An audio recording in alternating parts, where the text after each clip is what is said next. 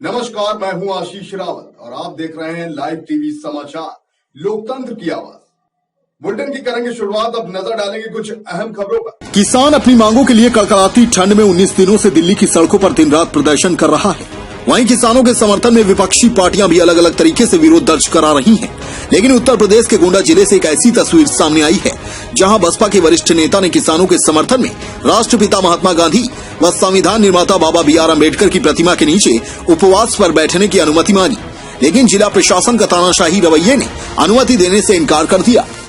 प्रशासन के रवैये से नाराज बसपा नेता ने किसानों के समर्थन में अपने ही घर पर दिन भर के उपवास पर बैठ गए। किसानों के आंदोलन को देखते हुए जिला प्रशासन ने किसी भी तरीके का जुलूस प्रदर्शन पर पूरी रोक लगा दी है, जिसके चलते कोई भी पार्टी सड़कों पर प्रदर्शन नहीं कर पा रही है।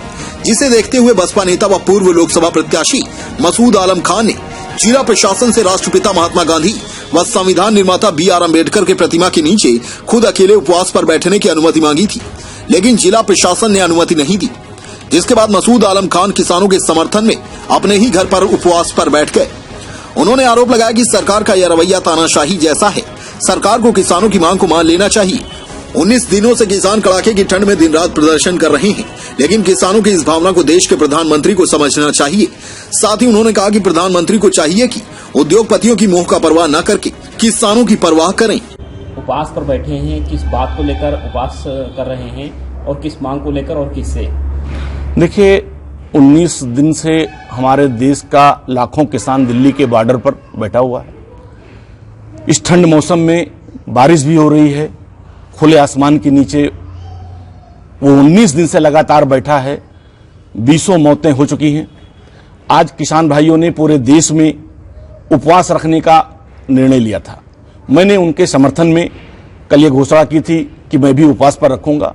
मैंने जिला प्रशासन से ये मांग की थी कि मुझे गांधी पार्क में महात्मा गांधी जी की प्रतिमा पर या अम्बेडकर चौराहे पर डॉक्टर अम्बेडकर जी की प्रतिमा के समक्ष मैं अकेले बैठना चाहता था कि मैं उपवास पर बैठूं गांधी जी से कि आपने इस देश को बहुत बड़ी कुर्बानियां दे करके एक लोकतांत्रिक, एक महान देश दुनिया में आपने बनाया। एक सपना देखा कि यह देश एक लोकतांत्रिक तरीके से चलेगा, जहां सबको अधिकार होगा अपनी बात रखने का, बोलने का।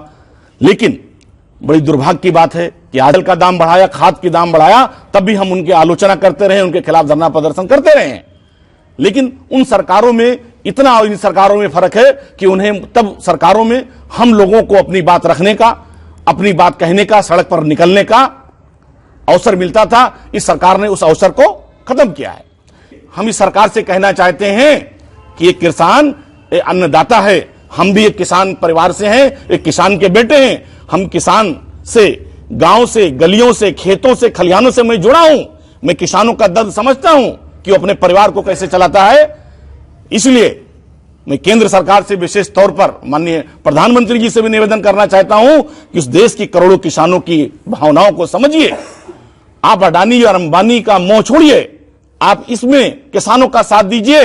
देश ने बहुत बड़े बहुमत से आपको इस देश का प्रधानमंत्री बनाया है और उसमें किसानों की बहुत बड़ी भूमिका थी। आज देश का किसान बहुत ही उदास है और गुस्से में है कि उसकी बातों को नहीं सुना जा रहा है।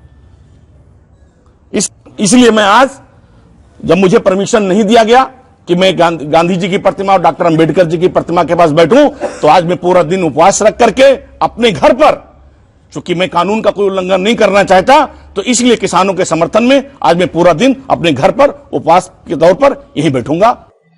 फिलहाल आज के बुलेटिन में सिर्फ इतना ही। मुझे दीजिए इजाजत।